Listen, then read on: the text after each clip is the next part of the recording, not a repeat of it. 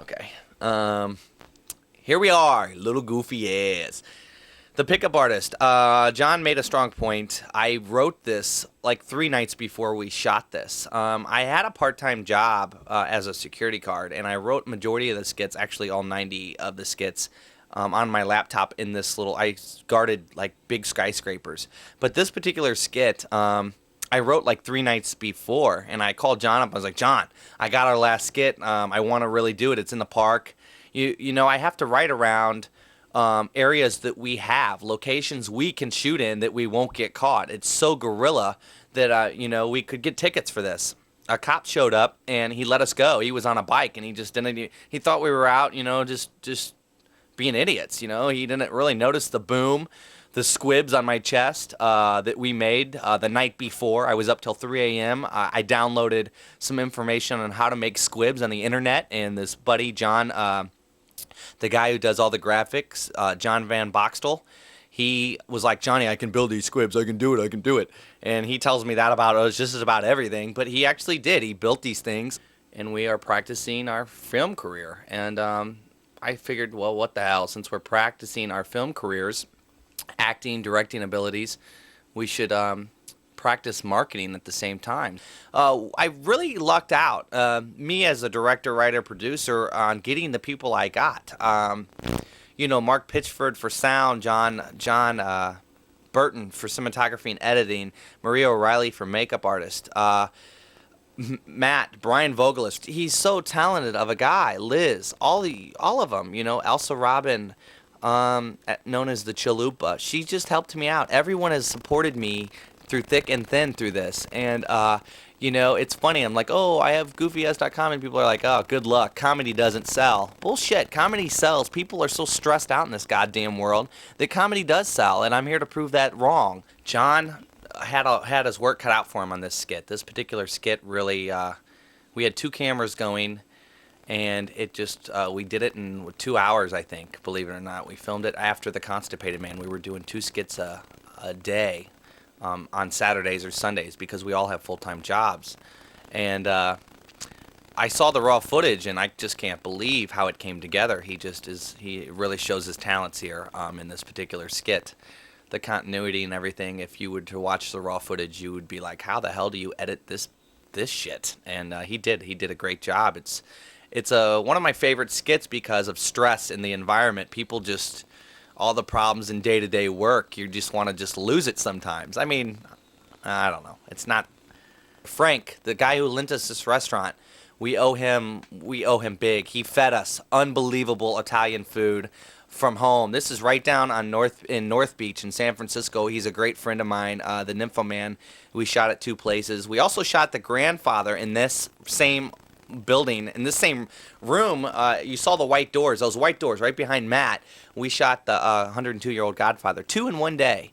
10-hour, 12-hour days to shoot these skits. If I had money, I would take 12 hours to shoot one skit, and I would do it and prepare for it a lot better. I'm learning, you know, this is a learning experience, so that's why we did it this way. The 102-year-old Godfather, Matt Shelton there is an unbelievable actor. I can't give him enough credit. He should be famous. The guy is just amazing. He blows my mind when I watch him act. He has many personalities. I love these guys, and I love everyone for doing this project, and that's all I can say, and we're going to do many more. Whether the same guys are with me, that's their decision. Wheelchair Willie. The cops showed up, and we got, they let us go. They were like, you know, we shot guerrilla. We had no permits. Very hard skit. My back hurt the next day for 4 or 5 hours. The next day I could barely walk.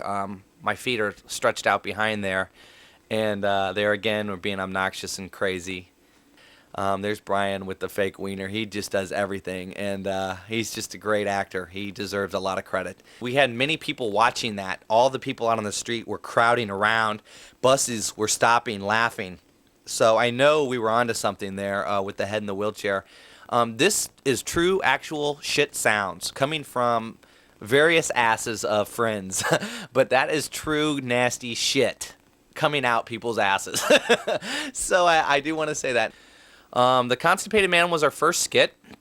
We shot this. Blondine Johnson gave us a lot of places to shoot, office spaces. John had the idea to end this skit. The cinematographer, editor, wanted to end it with everyone around the toilet, and you know, it's humorous. I wrote it for Howard Stern, basically. I wrote that primarily for him. The Dickheads, it's a crazy skit. The Coneheads in Saturday Night Live, I wanted to copy them, basically, you know. I wanted to put obnoxious, crazy dicks on our heads, and Liz gave us this awesome apartment, and we all got together and put dicks on our heads and did it, you know.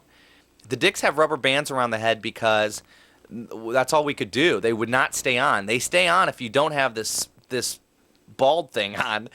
How pathetic and cheesy that looks. But it's GoofyAss.com, you know. I'm not trying to win an Academy Award here. Grandma So Horny was one hell of a skit.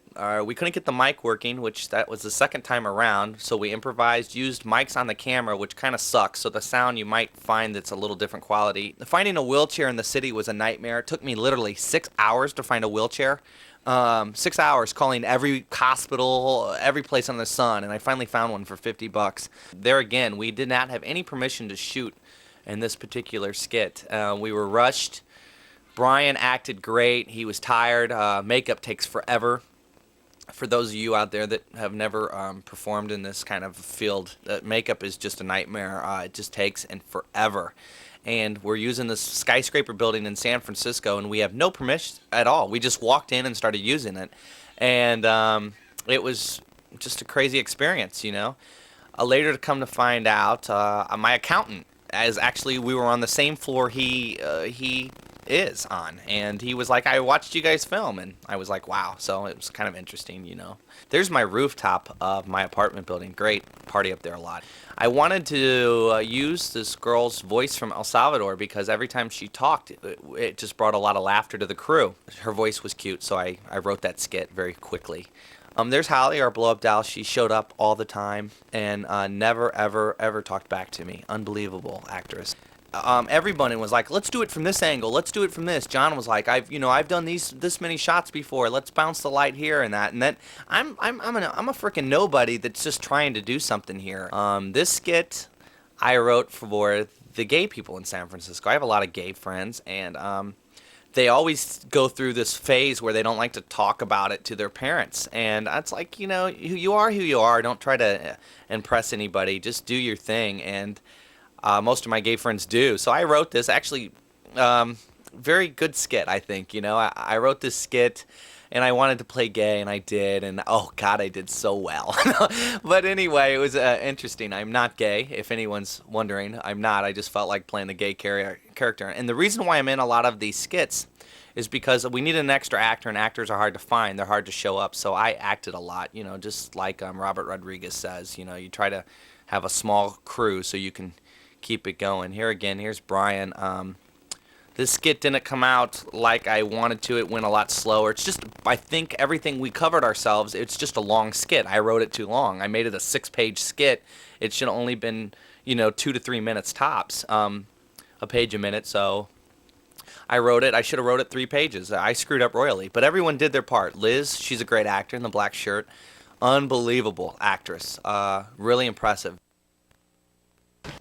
Mookie, Matt at the last minute did not want to play the other guy, so I had to play both characters. This was not planned. This was planned the day of the shoot. A lot of work went into this, you know. This is my second time being on camera. This is writing, directing, producing, my first time in my whole entire life. There's John, my man. He's like goes anywhere and everywhere with the camera. He's awesome. There's the makeup artist, Maria. Very hard skit for me. I could not get, I should have gone into the character. Matt showed up halfway through it, Matt Shelton Ross, and he's a great actor, and he's also an unbelievable director. John just, you know, kept with it. Matt didn't show up till half of the skit was done, so he couldn't really direct. There he is there, but he wasn't, the whole time I was myself, he was not there. So I was literally looking into the camera. It's very hard to act in front of a camera when you have no emotions coming off someone else. Matt Shelton, there he is right there in the corner. He inspires me. I took his class at his actor's lab, and he just taught me things about life, about myself, becoming an actor. I can't act, for one, and I'll admit that. But I'm going to get better because I'm going to keep practicing, and this is what this is. This is practice. He taught me a lot about who I am. in general. Acting does that because you have to go within yourself and pull personalities out. The whole time I was myself, he was not there. So I was literally looking into the camera. It's very hard to act in front of a camera when you have no emotions coming off someone else. It's very hard. I owe a lot to Eddie. Eddie Murphy must be an amazing, talented person. There's John sweating to death because it's very hard. I don't know if I would ever want to do it again. I liked playing Mookie. Mookie was fun. I owe a lot to a lot of people, you know, on this skit. Maria did a great job with the makeup. That is actually grapefruit juice. I know you guys aren't knowing that I'm not drinking. I love what we did. I totally believe in it. I also write serious, down to earth, true story movies. And we can create this. A lot of people say, well, God, you're potty mouth. You did so. Your language on it. Why'd you go so outrageous? I went outrageous. One, for Generation Y. Most Generation Y kids are nuts. They're crazy, and most every other word is fuck this, fuck that. So I incorporated that. I just want to say, to leave you with this, thanks for purchasing A Taste of Laughter. Look for Never Serious and more to come. And thanks for watching. Have a good day or night or evening or whatever part of the time it is in your country. Ciao. Waka waka. Waka waka.